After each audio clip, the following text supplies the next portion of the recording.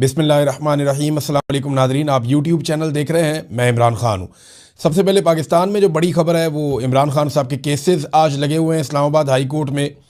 इन cases से उम्मीद की जा रही है कि इमरान खान साहब के कम से कम हस्पताल आने का रास्ता खुल सकता है, या कम से कम उनकी फैमिली के साथ मुलाकात या कोई चीज़ें नॉर्मलाइज हो सकती हैं। इंटरनेशनल दबाव तो पाकिस्तान के ऊपर है, और पाकिस्तान जो है वो एक अजीबोगरीब किस्म की सूरत हाल का शिकार है। पाकिस्तान के अंदर मईशत खड़ी हो नहीं पा रही, पैसा बना नहीं पा रहे, कोई बाहर से सरमायाकारी आ नहीं रही, दहशतगर्दी बढ़ती जा रही है। अफ़गानिस्तान के साथ आपके हालात आपको पता है, और अभी जो एक सिनेरियो बना खलीजी ममालिक में, जब ये बहरान ख़त्म होगा तो इसके बाद पाकिस्तान की बड़ी कामयाबी तो यही होनी चाहिए कि ईरान, सऊदी अरब, यूएई और अमेरिका ये पाकिस्तान से नाराज़ ना हो। पाकिस्तान को अगर इतना ही मिल जाए ना कि ये सारे ममालिक जो बड़े और तगड़े ममालिक हैं जिनके पाकिस्तान ने पैसे देने हैं, ये पाकिस्तान से नाराज़ ना हो, तो ये भी एक बड़ी अचीवमेंट हो सकती है। लेकिन पाकिस्तान किसी एक तरफ भी फ़िलहाल खड़ा नहीं हो रहा। अब इमरान खान साहब के जो दो मुकदमात हैं वो आज के दिन में लगे हुए हैं। एक जस्टिस इनाम अमीन मिन्हाज साहब हैं, और दूसरा एक डिविजनल बेंच है जिसके अंदर केसेस लगे हुए हैं कि इमरान खान साहब की बहन डॉक्टर उज़मा खान ने अदालत में दरख्वास्त की हुई है कि इमरान खान साहब का जो है वो तिब्बी मुआयना, इलाज और डॉक्टरों के विज़िट्स, यानी इन सारे मामलात के हवाले से उन्होंने कहा हुआ है कि इमरान खान साहब को सहूलत फराहम की जाए, जो उनका हक़ है।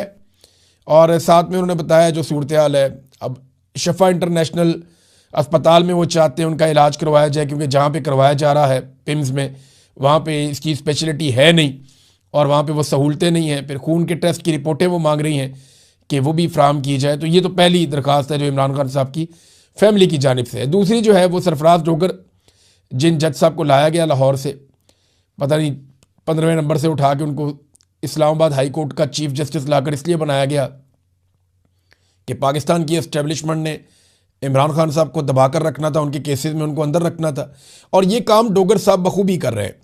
तो जस्टिस सरफराज डोगर साहब हैं, जस्टिस आजम खान साहब हैं दूसरे मुकदमे में। ये अलकादर ट्रस्ट केस है, इसमें इमरान खान साहब और बुशरा बीबी साहिबा की दरख्वास्त ज़मानत जो है इसके ऊपर समाअत होगी।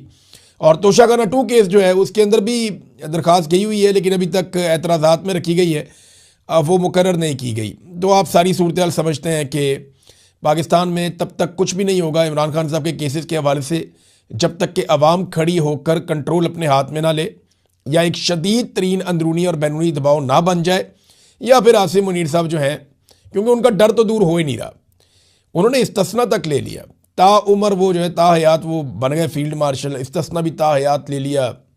अजीबोगरीबी काम किया उन्होंने। कोई आर्मी चीफ आज तक इतना डरा हुआ नहीं था कि अब नौकरी ख़त्म होने के बाद कहीं मेरे ऊपर मुकदमे बन जाएंगे, मैं गिरफ्तार हो जाऊंगा। तो आसिम मुनीर साहब के साथ ये प्रॉब्लम तो है। अब आ जाए नाज़रीन इंटरनेशनल खबरों की तरफ से।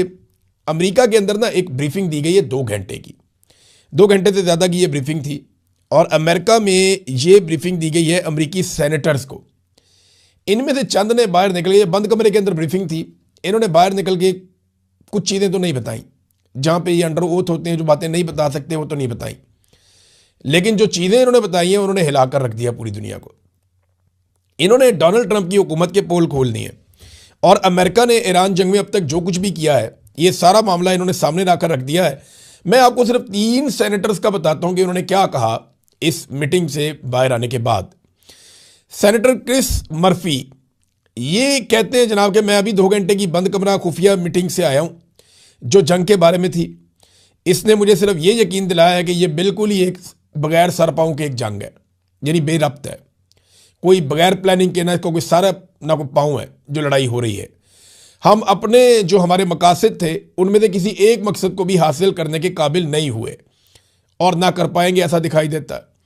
वाकई कोई रास्ता नहीं है कि हम ईरान के एटमी प्रोग्राम को तबाह कर सकें, क्योंकि उनका ज़्यादातर हिस्सा ज़मीन के नीचे बहुत गहराई में दफन है, और हम किसी भी हथियार के ज़रिए से ईरान के एटमी प्रोग्राम को ख़त्म नहीं कर सकते जब तक कि हम ज़मीनी हमला ना करें, यानी ईरान की सरजमीन पे अपनी फ़ौज जब तक हम ना उतारें।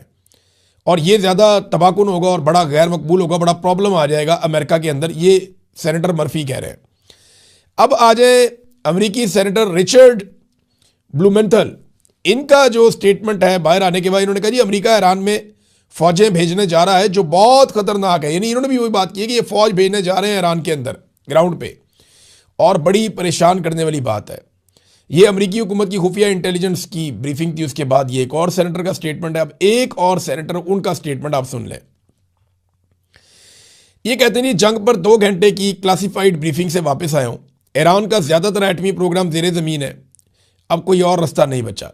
इनको भी ये जमीनी हमले की बात बताएगी। ये जो सेनेटर बाहर आए इन्होंने बताया जी कि अब अमेरिका जमीनी हमला कर सकता है। तो क्या वाकई ज़मीनी हमला हो सकता है? ईरान के सामने जब ये सवाल आता है तो ईरान की जो फ़ौज है उनका जो स्टेटमेंट है वो बड़ा दिलचस्प है। वो कहते हैं जी हम 50 साल से इंतज़ार कर रहे हैं कि इसराइली और अमरीकी फ़ौजी हमारी सरजमीन पे हैं, ज़रा ज़मीन पे इनके साथ आमने सामने मुकाबला हो। बल्कि वो लोग तो ये कहते हैं हम ताबूतों के अंदर लाशें भेजना चाहते हैं इनके फ़ौजियों की, डोनाल्ड ट्रंप को और नेतन्याहू को, ताकि उन्हें पता चले कि कैसे कत्लेआम किया जाता है। तो ईरान तो तैयारी करके बैठा हुआ है कि आ जाओ ज़मीन पे।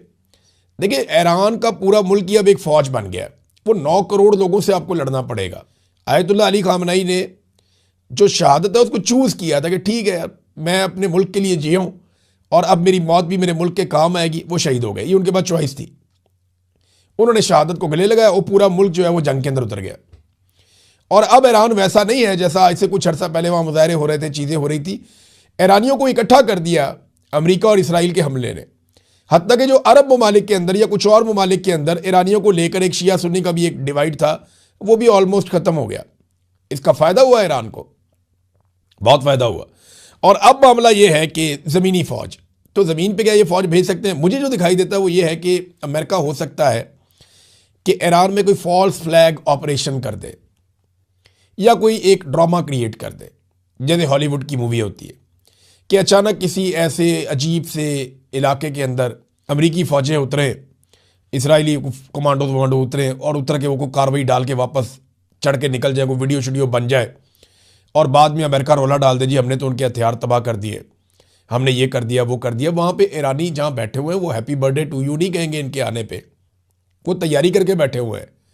जहाँ पे उन्होंने अपने एसेट रखे हुए हैं, अगर उन्होंने उसको ज़मीन के बहुत सैकड़ों फुट नीचे लेकर चले गए, अगर ज़मीन के अंदर बल्कि हज़ारों फुट वो नीचे लेकर चले गए ज़मीन में, अपने असासों को, अपने मिसाइलों को, अपने ड्रोन्स को और अपने एटॉमिक एनर्जी के हवाले से जो वो काम कर रहे थे, अगर वो ज़मीन के नीचे ले गए, उन्होंने बमों से बचा लिया, तो क्या वो इंसानों से नहीं बचाएंगे? उन्होंने वहाँ सिक्योरिटी का कोई बंदोबस्त नहीं किया होगा।